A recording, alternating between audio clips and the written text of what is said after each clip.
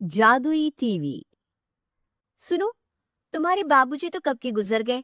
अब उनका जो सामान है वो पड़े पड़े कबाड़ा हो रहा है। बेच ही दो, कुछ पैसे आ जाएंगी। बात तो सही है। अगले संडे फुर्सत में यही करेंगे।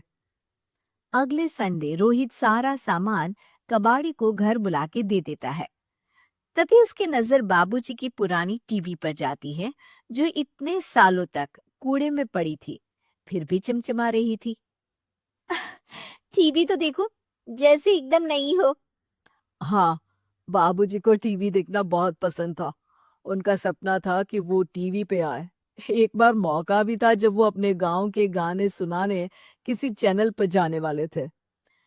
पर मैं और मेरा भाई लड़ पड़े और बाबूजी को घर पर ही रुकना पड़ा। चला के देखें क्या? हाँ हाँ, क्यों नहीं, देख लेते हैं। शायद ही चले। बाबूजी ने उस लड़ाई के दिन के बाद टीवी देखना ही छोड़ दिया था। टीवी चालू करने के लिए उसमें केबल वायर लगा दिया जाता है। एक न्यूज़ चैनल चालू हो जाती है। स्वर्ग की सीढ़ी के रास्ते हैं तीन, तीनों के तीन रास्ते हैं संगीन। पहला रास्ता है सांप की बीन, दूसरा रास्ता घर में बिछा कालीन, तीसरा रास्ता कलकत्ता से चीन। ये क्या बकवास खबर है, कुछ अच्छा लगा दो। अरे आप बोलो तो सही, कोई अच्छी खबर सुना देता हूँ। मेरा तो काम ही खबर देना है। अरे बाप रे, टीवी बात कर रही है। हाँ, ये न्यूज़ वाला मुझसे। हाँ हाँ, आपसे ही तो बात करूंगा ना, आपके घर में हूं तो। अरे ये सपना है क्या? तुम हमसे बात नहीं कर सकते? अरे सपना नहीं भाई साहब, ये टीवी जादुई टीवी है। बोलो, क्या खबर सुननी है, वरना ब्रेक लेने का टाइम आ जाएगा। सुप्रिया घबरा के टीवी बंद कर देती है। वो क्या था? अरे एक बार और चालू करके देखे, फिर से बात करेगा तो चैनल बदल देंगे। सुप्रिया फिर टीवी चालू कर देती है। अरे ऐसा कोई मुंह पे टीवी बंद करके जाता है क्या? मुझे बुरा लगा आपका नेचर। चाय पानी तो पूछो। सुप्रिया टीवी के बटन से चैनल बदल देती है। अब टीवी पर एक फिल्म चल रही है। अरे ये तो सूर्यवंशम है ना? हाँ, और ये ठाकुर को जहर की खीर दे दी और उसको पता भी नहीं है। ए भाई, खीर मत पीना, उसमें जहर है, मत पीना। ठीक है महाशय, जैसा आप कहें। हाँ। अरे, आपकी बात मान ली, पूरी पिक्चर ही अब तो बदल जाएगी। मतलब ये सच में जादुई टीवी है? तभी वहां कबाड़ी आ जाता है। भैया, टीवी के 150 रुपए दूंगा, चलेगा? अरे 1.5 करोड़ में भी ना दे तुमको ये टीवी हम। अरे 1.5 करोड़ खरीदने को होते तो तुम्हारे घर में ये पानी चाय नहीं पीता, अंबानी या टाटा के घर बैठा कोल्ड कॉफी पीता। रोहित कबाड़ी का हिसाब करके उसे वहां से चलता करता है और अपने भाई शशिकांत को फोन लगा के बुलाता है। शशि थोड़ी ही देर में वहां पहुंच जाता है। क्या हो गया भैया? अरे बाबूजी का टीवी याद है? हाँ हाँ, जिसमें घुसे रहते थे हमेशा वो, और अपने को कुछ नहीं देखने देते थे। अरे वो अब जादुई टीवी बन गया है। भैया, आपकी बकवास करने की आदत अब तक नहीं गई। अरे आपके घर में बच्चे हैं, अब तो बड़ों जैसी बात करो। रोहित जाके टीवी चालू कर देता है। टीवी पर एक जादू का शो हो रहा है जिसमें एक जादूगर है। अब मैं अपनी टोपी में से कबूतर निकालूंगा।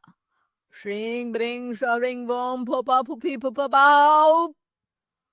टीवी से कबूतर निकलता है और शशिकांत के सर पर आकर बैठ जाता है। भैया, ये क्या हो रहा है? भैया इसे उड़ाओ। ए कबूतर, जा जा, कबूतर चल निकल। अब मैं टोपी में से सांप। सांप सुनते ही शशिकांत कांप जाता है और भाग के टीवी बंद कर देता है। भैया, सॉरी भैया, मैं समझ गया ये सच में जादुई टीवी है। पर एक बार और ट्राई करते हैं। पर भाभी, कोई दूसरा चैनल लगाओ। जिसमें डर ना लगे। सुप्रिया टीवी चला देती है और न्यूज लगा देती है। अरे कितने दिनों बाद मुझे याद आया। बताइए क्या खबर सुनाओ। और ये नया आदमी कौन है? ये मेरा भाई है, शशिकांत।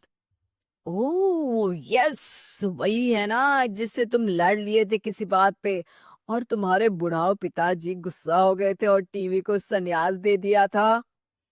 हैं? तुमको कैसे पता ये सब? इस टीवी में रहने वाले आदमी से लेकर कबूतर तक को तुम्हारे बाबूजी और तुम्हारी बातें पता है। इसलिए तो ये जादुई टीवी है। ये टीवी क्या कर सकती है वैसे? तुम जो मांगो दे सकती है। कहानी बदल सकते हो, खबर बदल सकते हो, कोई चीज मांग सकते हो। अरे भैया, ये टीवी मैं लेके जा रहा हूँ। बाबूजी का लाडला तो मैं ही था ना। अरे ऐसे कैसे? मैं बड़ा बेटा था। अब तक मेरे घर में टीवी थी ना।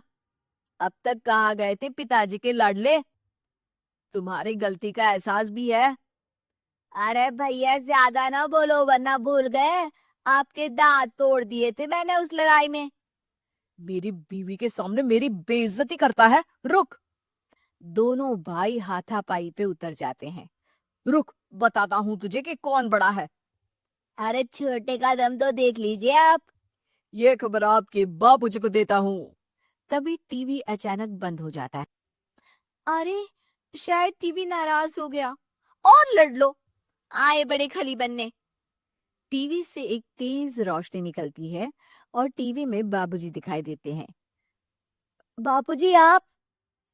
इतना चकरा क्यों रहा है? अपने बाप को नहीं पहचानता क्या? ये तो ऐसा ही है बाबूजी। प्रणाम बाबूजी। अरे चुप कर। तुम दोनों ही उल्टे हो। तुम्हारी वजह से मैंने टीवी में आने के सपने को छोड़ दिया। तुम्हारी लड़ाई की वजह से। और तो और, जितना मैं अपनी बीवी को नहीं देखता था उतना टीवी को देखता था, वो भी छोड़ दिया। तुम दोनों की लड़ाई की वजह से। और अब मरने के बाद जब मैंने टीवी को जादुई टीवी बना दिया, तो भी तुम इसका फल लेने की जगह लड़ रहे हो। अरे तुम तो लायक ही नहीं हो। अब तुमको बाबा जी का ठुल्लू भी नहीं मिलेगा। बाबूजी चले जाते हैं। टीवी बंद हो जाता है। रोहित और शशिकांत गिड़गिड़ा के टीवी के सामने हाथ जोड़ के बाबूजी को बुलाते हैं, पर टीवी सिर्फ धुआं निकालता रहता है।